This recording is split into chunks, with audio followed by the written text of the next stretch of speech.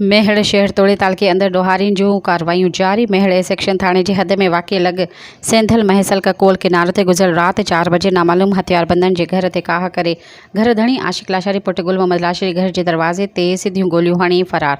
को बि जानी नुक़सान न थियो। घर सिर्फ़ दरवाज़े टुटण खां 4 गोलियूं ऐं घर जे अंदर दीवार ते फायर जा निशान मौजूद हुआ। मुतासिर धणी मूजिब असांजी कंहिंसां का दुश्मनी नाहे, असां ग़रीब आहियूं। वाक़े जी जांच करे जवाबदारनि खिलाफ़ कार्रवाई करे इंसाफ़ कयो वञे। इन मौक़े ते घर धरणियाणी ऐं मुतासिर आशिक लाशारी जे अवामी न्यूज़ सां ॻाल्हाईंदे चयो त 3 बजे जो टाइम हुयो था, ॿार वेठा हुआ आगुर ते, पोइ हिते फेर थिया दर खे गोलियूं हणी विया।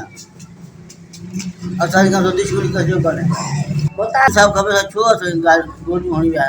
4 बजे तो सुता पिया से ईअं ॿाहिरि अचे फेर कनि गोलियूं हयनि। इहे रक्शे के इन के लॻियो आहिनि।